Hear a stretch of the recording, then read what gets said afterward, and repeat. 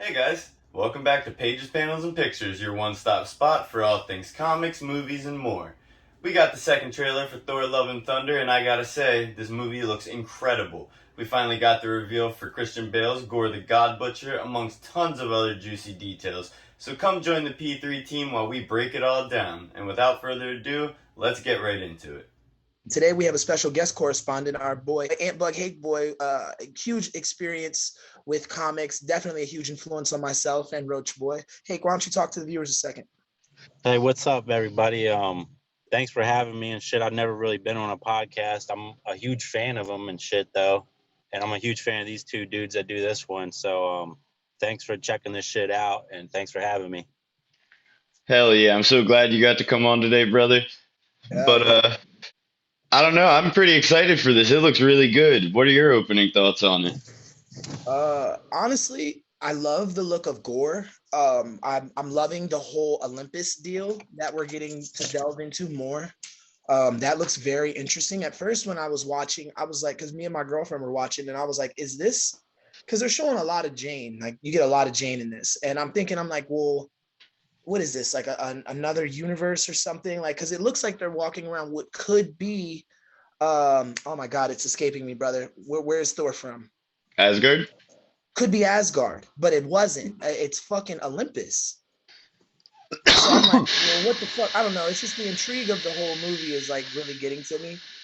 You know, basically what I said about Strange, it didn't really set up the next step, and this trailer did that for me. So I got to be honest, my excitement is through the roof, man. Yeah, man, I couldn't agree more. And I guess let's just break down what we saw in the trailer. The clips open with Korg telling a group of blue aliens the story of the space Viking, Thor Odinson. Uh, these people are most likely the people of Indigar. It's a race of people from the Gore the God Butcher storyline in the comics, where uh, one of the realizations that the gods are fucked up and not helping him, they're only out for themselves, is that one of these people calls down during a drought for rain, and Thor comes and answers her prayers, but no one ever answered Gore's prayers. But so that's a cool little Easter egg. I don't think it's going to really take much of the movie up. I do think it's going to be a space traveling adventure, given the Guardians inclusion and stuff. But Korg also emphasizes the fact that Thor's a god in his storytelling, and Yeah. I definitely think that's going to play a lot into the theme of God versus man and the duality between Gore and Thor.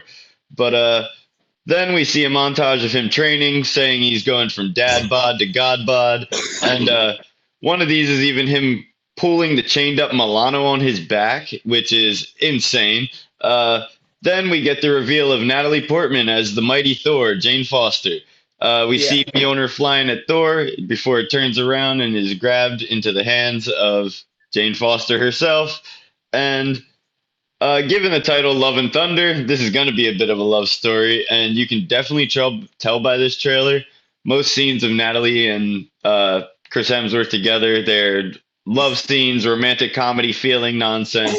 Yeah. I'm here for it though. I think Taika Waititi is going to kill that aspect of the movie, and it's going to Yeah. be really cool.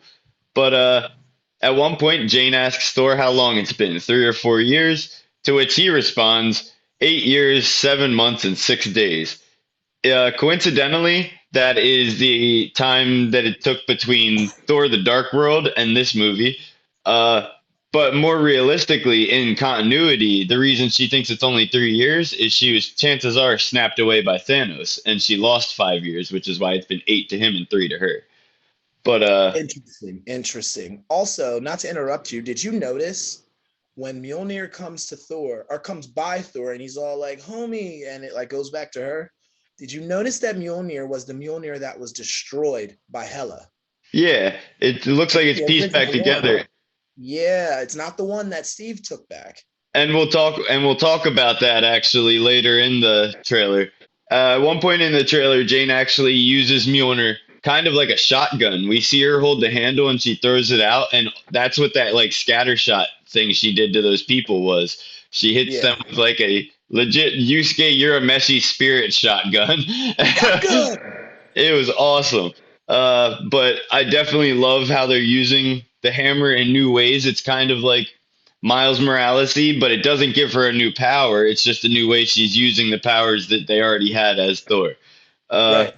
but from here, we get the introduction of Gore the God Butcher, portrayed by Christian Bale, most known from American Psycho, the Batman Dark Knight trilogy, and really a lot of other things. He's been in a whole lot of shit over Terminator the years. Salvation. It's one of his lesser knowns, I feel, but I mean, I didn't mind him as John Connor. He seems like a crazy war torn PTSD guy, but It's his best film, bro. He flipped out on set. It was awesome. but in the comics, Gore is a member of an unknown alien race, and his whole life, all he's seen is death, starvation, and plague all around him, eventually taking his entire family. He then rejects the gods, expressing his doubt completely in them before he's exiled by his people and his civilization due to it. Uh, he starts wandering the desert, just waiting for death to come to him, and he stumbles upon two crash landed gods, one of which just so happens to be the symbiote god Null. The other one is a golden armored purple alien. But when the purple alien asks for help, Gore in turn stabs him with the the all black, which is the sword of Null, and it essentially possesses him, and he becomes this cloaked, amorphous Gore the God Butcher instead of just Gore the starving citizen. But It was in comics, right? yeah. I'm like, this was in the fucking trailer? What the how did I miss all this? Yeah, but this showed Gore that the gods were in fact real and in fact chose to ignore his prayers. And from there, he vowed to kill them all. He planned to craft a god bomb, which would wipe out all gods over the entirety of the time stream, before being eventually defeated by a group of four different Thors from throughout time. But he leaves his influence behind in multiple ways, one of which is eventually Thor hears the phrase, Gore was right. And that influence was enough to make Thor feel unworthy and made him unworthy of wielding Mjolnir. But he looks completely different than his comic depiction. But the crewmates and whatnot have stated that it's so that you can see or you can better see the expressions in Christian Bale's face, given the quality of actor he is. We see them traveling to Olympus and finally get the face reveal of Russell Crowe's Zeus. That's pretty exciting. There's a lot to come from that. But from there, we see what's probably the most important scene of the trailer, and we see them fighting Gore. It's Valkyrie, Thor, and Jane Foster, and they're fighting in this black and white monochromatic colored space. And their only color we're getting is from Stormbreaker and Zeus's lightning bolt, which for some reason Valkyrie has. We'll find out, I guess, more on that later. But which is a crime against the gods, allegedly stealing the Thunderbolt, but that's a whole nother film. Yeah, we can talk about that later in another video even. But Yeah. I think this is the All Black Void, the realm that Null slept in for all those centuries before he was awoken by the Celestials. And I think Gore potentially has access to it through this Necro Sword, the All Black. From here, we come to the final scene before the title sequence, and it's Jane holding Mjolnir up to the sky. Lightning comes down, but what's interesting about this scene is the chamber that she's in, because it has four specific statues made of gold, one of which is the Living Tribunal. We've seen his head, like a head of a corpse of the Living Tribunal, in the Void in Loki. We've seen in the actual living head of the Living Tribunal in Doctor Strange and the Multiverse of Madness, when him and America are traveling through the universes. And now we're seeing a statue of him in this chamber of what is presumably deities, maybe in Olympus, given the gold. But the second statue is Uatu the Watcher. It's a big-headed, bald character with his robes. The other one looks like a skull face in a hood, which for some reason, my first thought was that it could have been Stonekeeper, Red Skull, in Endgame and Infinity War. But more realistically, it's Lady Death from the comics, the actual embodiment of the concept of death. And the fourth one, we don't really have a confirmation on who that is. It looks ambiguous, but it does look like a female, which might make it Infinity, which is one of the characters like Eternity, Infinity, and whatnot. They are the absolute god tier pieces of creation of the universe, essentially. But Right. we got our title sequence then, Thor Love and Thunder, coming July 8th, I believe the date was. But then we get one final scene. It's a comedy sequence. It's Zeus saying, "Let's see who you are," and takes off Thor's disguise. To which Thor replies, "You flicked too hard." And he is butt ass naked. Uh, People fainting and stuff. Just a good, fun comedy sequence. But Yeah. overall, yeah, I definitely think there's a lot we're gonna get leading up to this movie in the next month and a half until it comes out. I cannot wait. Uh, but before we get into some of the questions and potential answers we have from this trailer, I want to give a word from the sponsor of this channel, Studio 5 Star. If you guys like pop culture graphic tees and decal stickers inspired by all your favorite comics, movies, and anime, then Studio 5 Star is the place for you. They have great product, better deals, and new limited time merch dropping weekly. One of those new designs just so happens to be our Jurassic World inspired shirt, Life Finds a Way, which is now available in their Etsy store, but only till the end of June. So get that while you can and use promo code PANELS at checkout for 30% off your order. You guys can support us by checking them out at their shop of many things on Etsy. Link is in the description below, and you can find them on Instagram at Studio 5 Star Official. I guess my first question is, what do we think the fate of Jane Foster and Thor Odinson is at the end of this movie? There isn't any. She's fucking with Valkyrie. I definitely think she's part of Asgard still at the end of it. I like the idea of Thor dying. It would show how strong Gore is, and it would bring about an end to Chris Hemsworth's run as Thor. But at the same time, I think he's down to play Thor as long as Marvel wants him. So I do think that's a good train to ride. I love Thor. I'm always down to see more Thor content, and I know a lot of fans feel the same way. No death.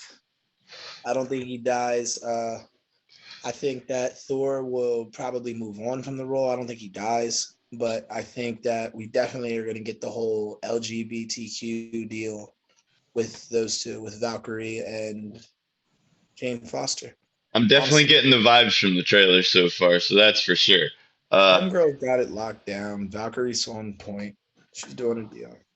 Yeah, the future's obviously never set in stone in the MCU. These are actors, they're real people, and their real lives sometimes get in the way. But from what I'm getting vibes from this movie, we're definitely not even going to be done with Thor at the end of this one. It's going to be a good one. And I guess my final question I really only had two, but my second and final question is, what do we think's going on with the all black Necrosword by the end of this? Do we think symbiotes and Null are coming? I know in No Way Home we got fucking the Venom droplet being left in the bar in Mexico, so that does leave an actual symbiote. And the Necrosword is technically the original symbiote. So like, I don't know, man. What are your thoughts on that? Hopefully we get more symbiotes. Somehow this will lead into Secret Wars. I don't know, man. I just want symbiotes. I could see Spider-Man getting the black suit for the first time during Secret Wars, given that that's when he debuted with the costume in the comics back in 1984. So I wouldn't hate that, and I definitely think if they're going to do something as big and dynamic and epic and something I cherish personally as much as I do with Null, it has to be done over the course of a long time like Thanos was, and it has to be done right. And I would be cool with that being what they build up to before Galactus even. Give the Fantastic Four some time before we introduce Galactus. I don't think we get him. I don't even think we get Galactus in the next 10 years. Oh, I don't believe that. They're already trying to figure out ways to work him into the script of Eternals too. But really? Yeah, because we'll talk about that a different time. But yeah, definitely. We'll definitely get into that. But yo, Hake, so in light of like all the new Spider-Man content and stuff we've got recently, and the hearing, I guess, us talk about during this trailer, the fact that symbiotes could be coming to the MCU, what are your thoughts on the potential seeing a Venom in these movies, actually, or a Carnage, or even more so the God of Symbiotes, Null? I mean, like the biggest example of symbiotes as I always think about is obviously Spider-Man because of Carnage and Venom. but I kind of forgot. Like, I'm not like super keen on like MCU and shit, but I'm pretty sure I heard that before, that like symbiotes appear like in other like titles and shit. Yeah. But the main thing that I was thinking in my head was if you played the SpiderMan game for PlayStation and N64, like there's symbiotes like all over, like almost every level like involves like symbiotes that aren't Venom and Carnage, like just like minor ass ones. Like and Riot and shit. I'm gonna spoil it if you've never played the game. Like that shit's like early 2000s anyways. You should have played it by now. At the end of the game, the first Spider-Man for PlayStation and N64, the symbiote comes off of Cletus Cassidy and binds, I don't know the correct terminology, it comes together with Doc Ock. So it's a symbiote Doc Ock at the end of the game, which that's one of the like most interesting things about symbiotes is like, could you imagine like a symbiote like morphing with Thor or like another character? I don't even know how many times like that's been done before, at all. I don't even know if like the Doc Ock symbiote like is an actual thing in the comics. I only ever seen it in the game, and it's at the very end of the game, which makes it even more exciting.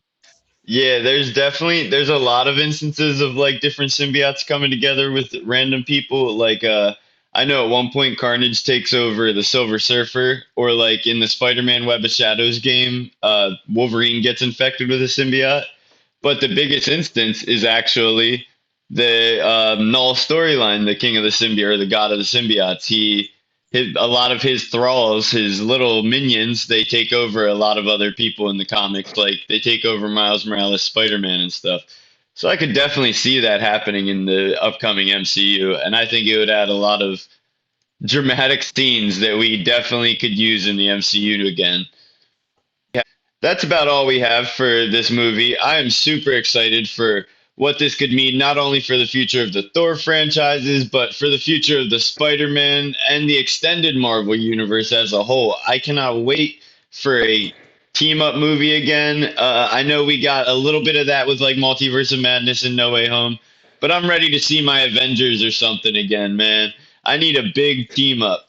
But with that being said, you can find my co-host and all of his musical endeavors, including the song you're hearing right now behind you, on all forms of social media at @TilDN the Fantastic, and you can find his new passion project, Comic Buddies 214, on Facebook at the titular title. But other than that, you can find me on Instagram at RoachTheBoyWonder. There you can get updates on this channel. You can check out some pretty cool artwork, and you can even hit me up for all your art commission needs. And my brother Ant Bug Hake Boy, where can we tell these people to find you if they want to see you on social media? If you want a shout out.